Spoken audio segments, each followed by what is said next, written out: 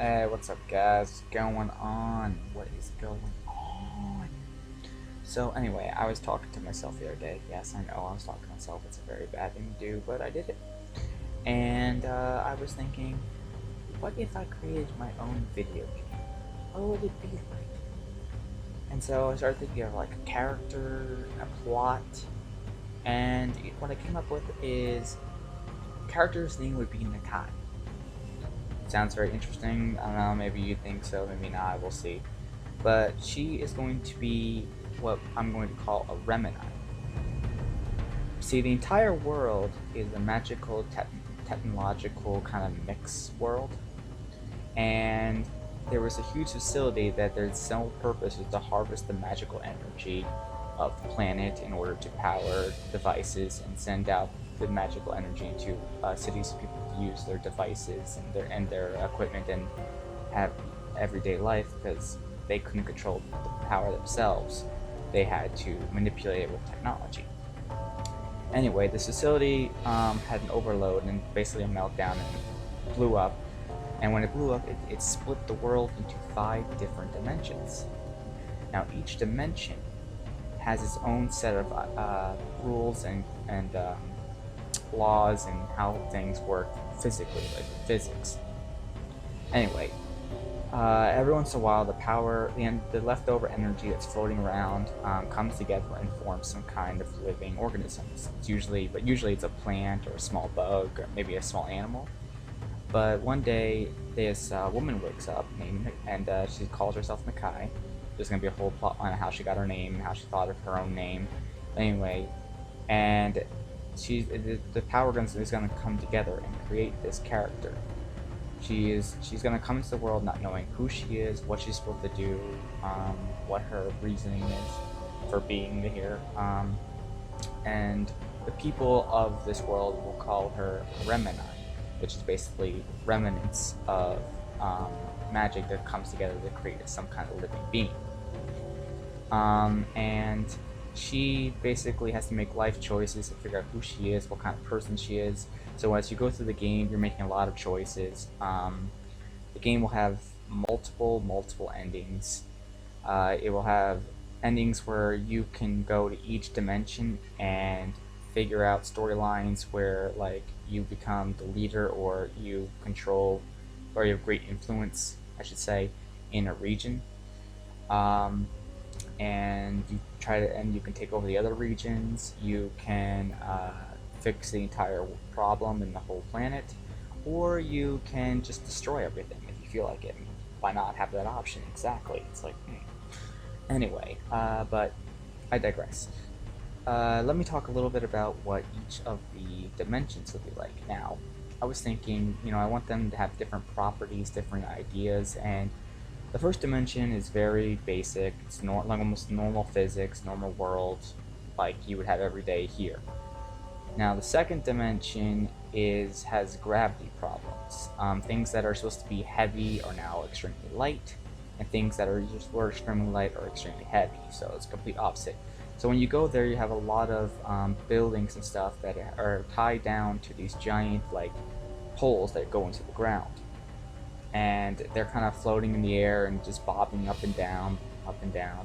And they're usually connected by rope bridges that bend and turn, and you have to deal with the fact that things that you consider light are extremely heavy now. So like when you go to pick up a pebble, its weight is like a ton, but when you go to a boulder, you can just throw it aside like it's a pillow. So that's going to be interesting. Let me adjust this camera a little bit. Sorry about that. Anyway, and then you go off to the third world, where everything is basically reversed completely. The world's kind of inside of itself. Like the air is where the air was is now ground. Where the ground was is now air. So basically, you live inside this big, like open core in the middle of this landmass. And in there, to adapt to it, these people have made an artificial sun with a big metal shield that's rotating around it to simulate night and day. And so you're living on the walls, the ceiling, and the floor of the inside of this ball. And that's going to throw you off because no matter where you look, you can see other cities above you, below you, to the side of you. Um, lots of interest, and there's a lot. It's a lot more urban because since there's not a lot of space, everything's built very close together. World 4, since you're getting closer to the epicenter of where this explosion occurred, World 4 is going to have a lot of time shifts. So when you go into this world, you're going to find that there's pockets of the world that are in the future, pockets in the past, and they're like colliding with each other. So you could have like you could be in a futuristic city, and all of a sudden the futuristic city gets cut in half, and there's like a jungle with dinosaurs, and these areas can't intersect each other. So if a dinosaur crosses into the futuristic world, it automatically disappears, and vice versa with the future world. And you have different eras going on, so you got like medieval times over here, futuristic times here, industrial age, Jurassic age, all kinds of different time zones. And you're going to have to unlock a new ability or come up with a solution in order to get through to the different areas. So you have to do a lot of back and forth. So maybe you would have to go back to like World 2 and discuss with some people you made some very good friendships with, and this allows you to go and make some kind of suit with their technology that allows you to cross into these time zones without disappearing. So that's what's interesting about that. And then World 5, the epicenter where this explosion happened, or Dimension 5 I should say, not World 5. I guess I'll call it World 5. When you get to there's a lot of problems. There's areas phasing in and out of reality, which causes land structures to always change. So like places there was a mountain at one point, or a tunnel, like half that mountain could phase out and the rest of the mountain collapses to where that part of the mountain used to be. So you can have land masses changing, you have rivers becoming oceans, you have like lakes that become solid rock, or drain completely because all the water rushed out of it. And the only places you can be safe is inside these domes where scientists who used to work at that facility now lived. And in these domes, they had stabilized the ground around them, so you don't have to worry about the ground disappearing beneath you. And because of this, like you can venture out into the world, but you're always with the constant fear, what's going to change around me? Is this hill's going to collapse on me? Am I going to fall into this ravine? Is this bridge going to disappear all of a sudden? And so you're always have this constant fear, and you have to find a solution of how to get around this world. So you can do side quests with the scientists, or you can go back to another world. The big thing about this is there are going to be different ways to solve problems, to play this game. I mean, you're going to have your choice and your decision to make, and that's exactly what it's about. Now, if we go back to talking about Nakai, when she wakes up, she has a weapon next to her, and this weapon is going to be kind of like a bow, but the bow will also, on command, she can change her bow into a sight. And what happens is the bow becomes straight, like a straight pull, and then the string of the bow becomes like an outline of the scythe blade, and the scythe blade fills in with the magical shield, which becomes the actual blade.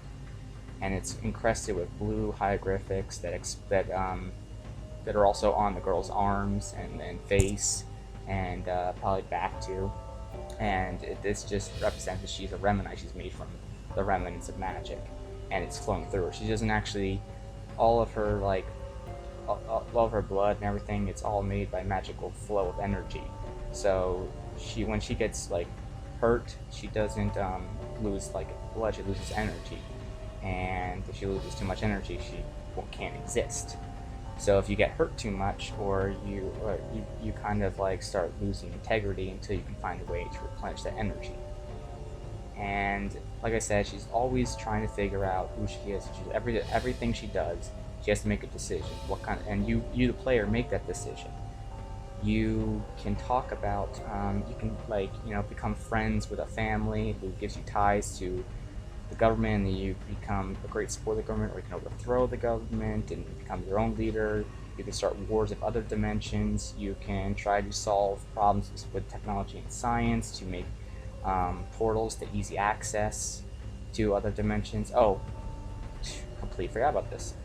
What would be really cool is that once a week in Game Week, which I'd have to decide how long that would be, she can use her scythe to create portals to let her get into the other dimensions. And this is something that she really is really necessary, but you can only do it once a week. So you got to, if you're going to take things with you, or something's going to be done in one world and you have to come back, you have to remember that, you know, if you use this now, you have to wait a week to come back to it, and things change all the time. So that can be kind of confusing. And it's going to be kind of an adventure platformer RPG style game. Lots of decisions and choices, and it's basically how you want to play it. There's going to be multiple endings. I thought of like 14 different endings originally. I'll go into those more in detail maybe later. But yeah, that's exactly what I would make a game, and I think the title of the game would be Remnants the Remini. Remnants the Remini. So yeah, let me know what you guys think, and